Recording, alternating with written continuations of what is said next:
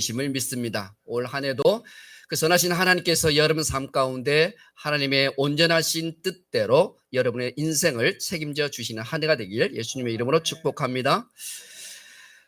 오늘은 손을 들면 이긴다라고 하는 주제의 말씀으로 함께 말씀을 나누고자 합니다.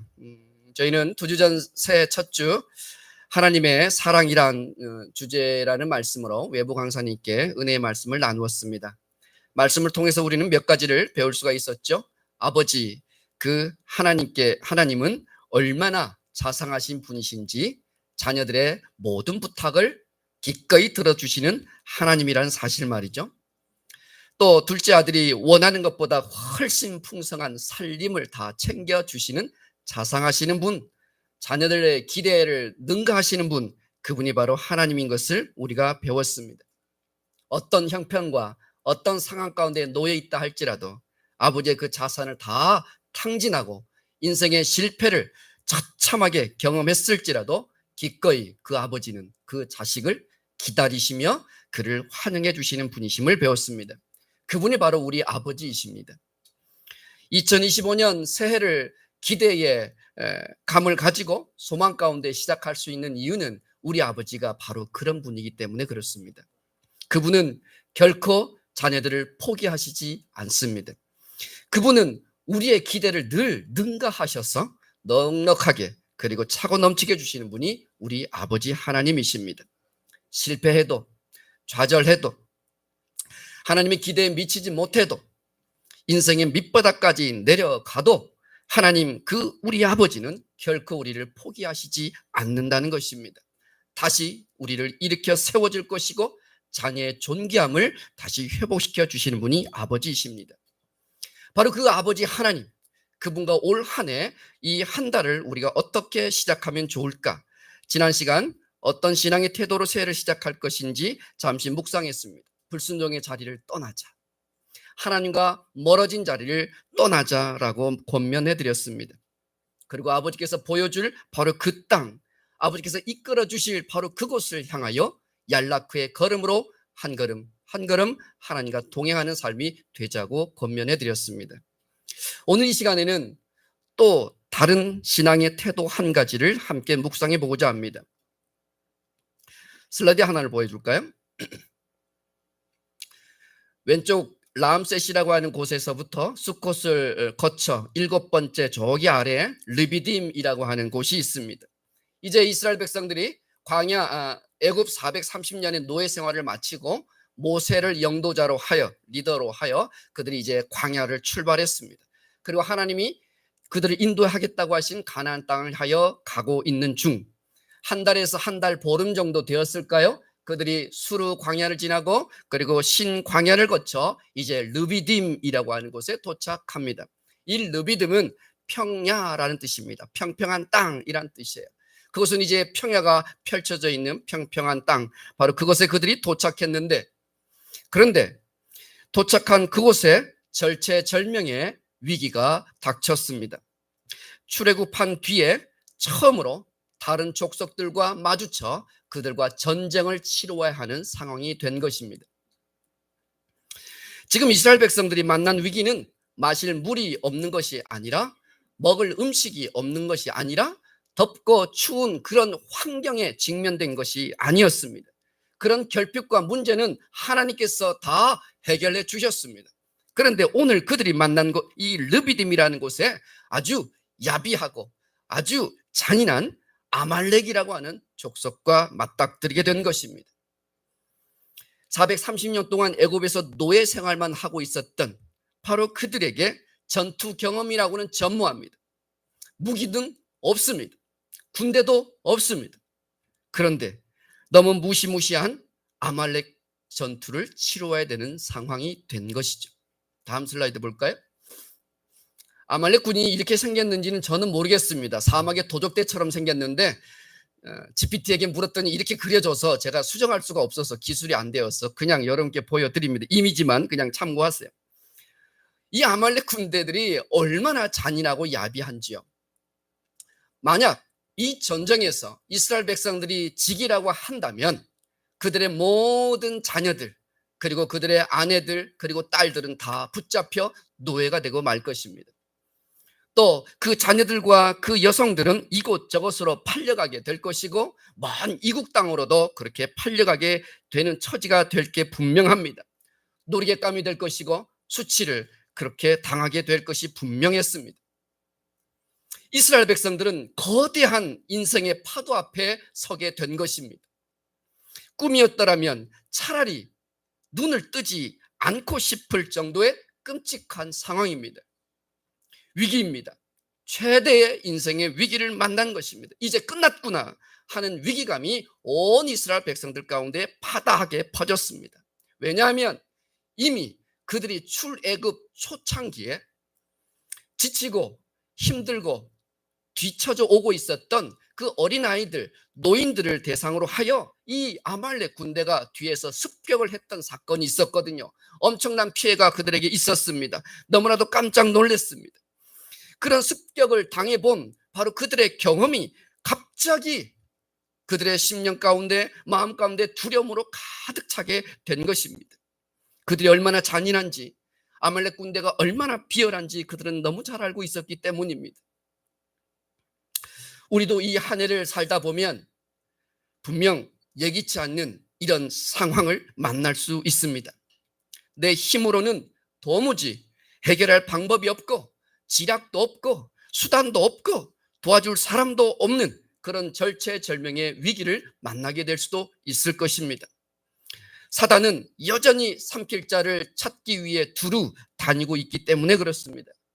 만에 하나 올 한 해를 우리가 살아가면서 아말렉 군대와 같은 이와 같이 우겨쌈을 당하는 위기와 어려움을 만나게 되었을 때 우리는 어떻게 해야 할까요?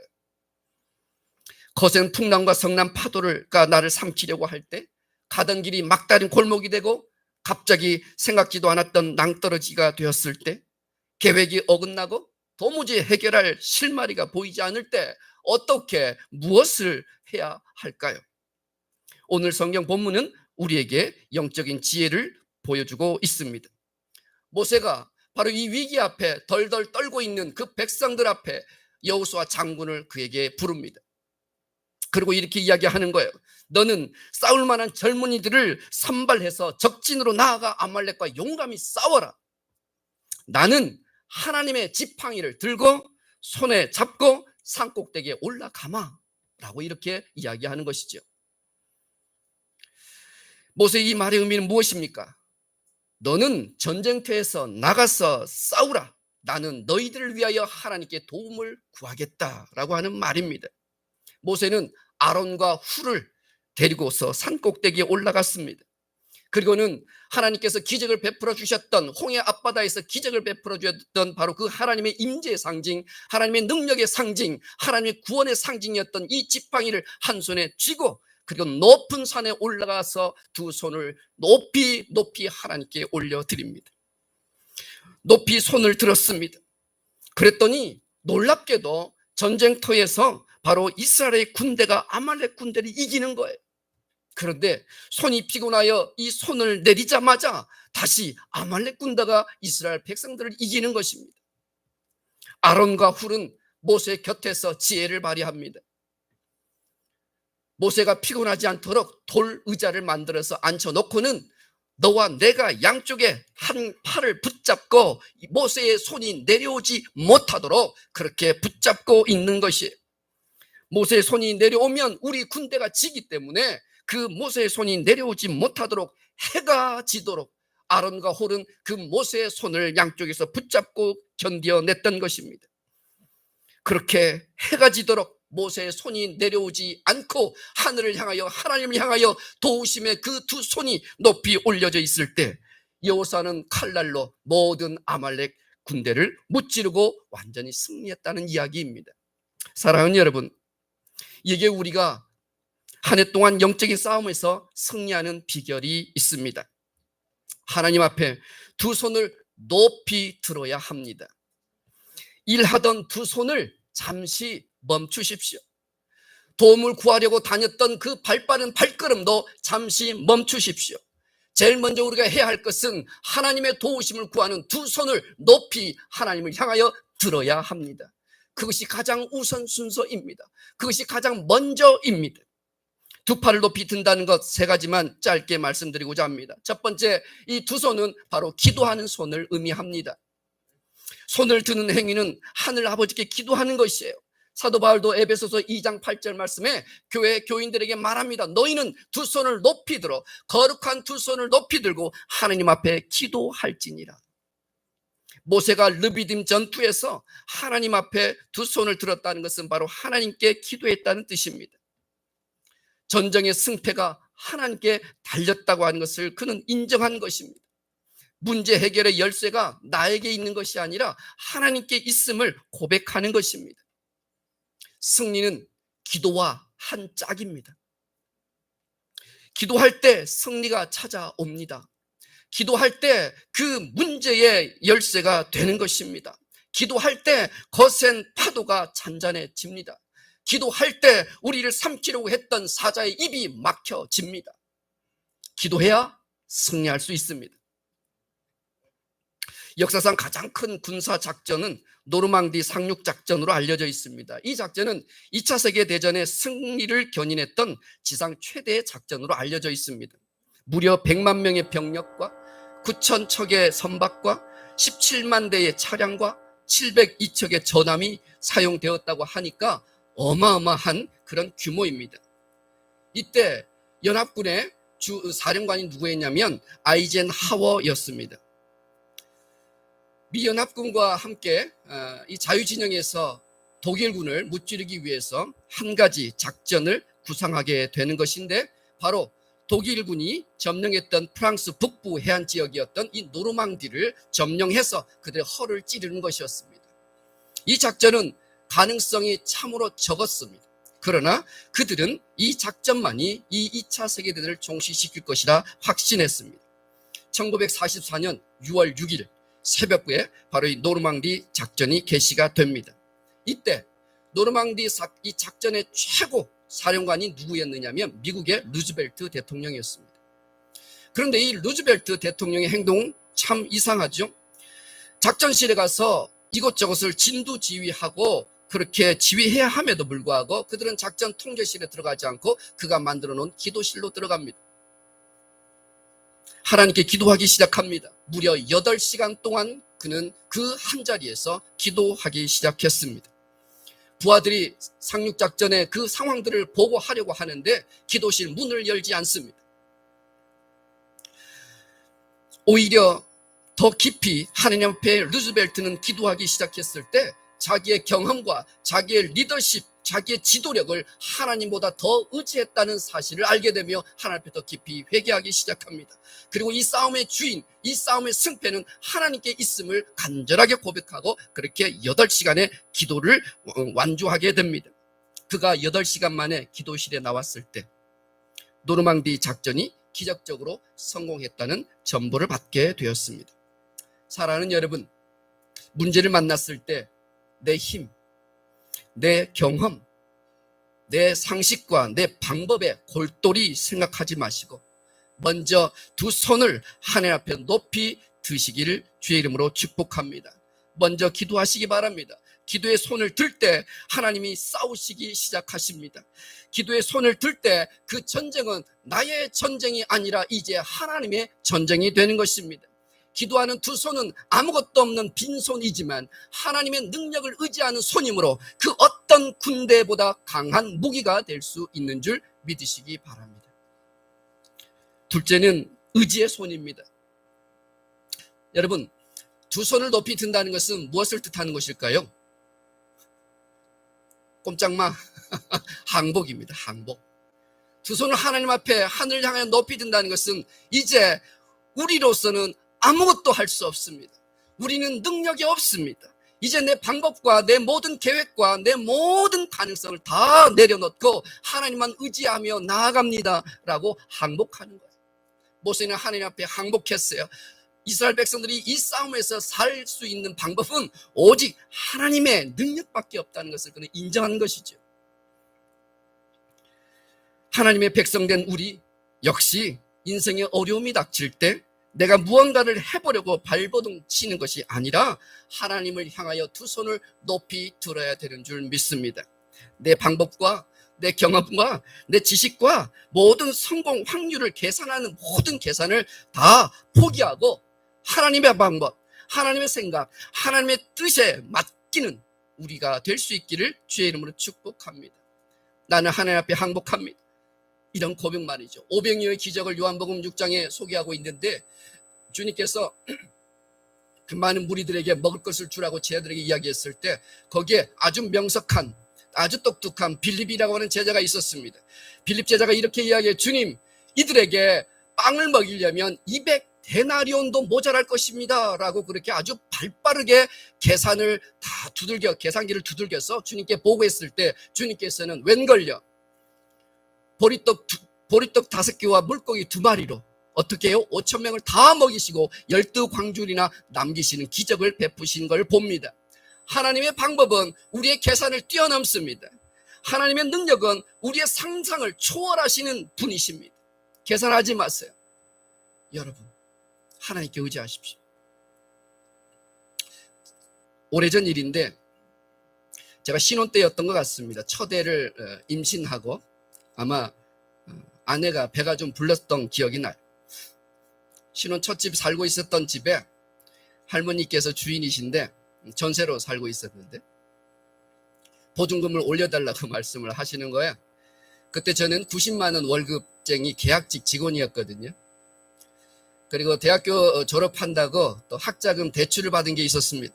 90만 원 받으면 제 용돈에 대출을 또 갚느라 사실은 목돈이 전혀 없었던 그런 초기 신혼생활을 하고 있었을 때였어요.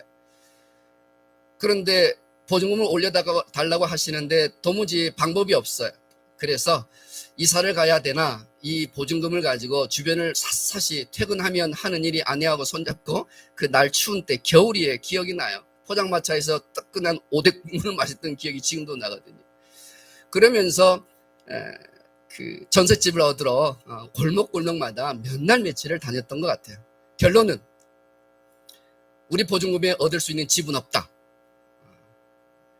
그래서 더 높은 골짜기로 올라가야 한다. 우리는 산으로 가자. 거의 이제 포기 상태가 되었습니다. 그리고는 그날 밤이었던 것 같아요. 다 집을 알아보고 도무지 안 될 것 같아서 방법이 없다는 판단하에 이제 하나님께 무릎 꿇고 기도를 했습니다. 하나님, 어떻게 하면 될까요? 가장으로서 참 미안한 일이기도 했죠. 그런데 그날 저녁에 기도를 하는데 갑자기 하나님께서 저에게 그런 생각을 주시는 거예요. 뜬금없이, 정말 뜬금없이. 저희가 그때 개척교회를 제가 전도사로 섬기고 있었고 목사님 계셨는데 주일날 건물을 빌려서 사용을 주일날만 하는데, 그런데 이 난방기를 틀 수가 없으니까 너무 춥게 예배를 겨울에 드렸던 기억이 나요.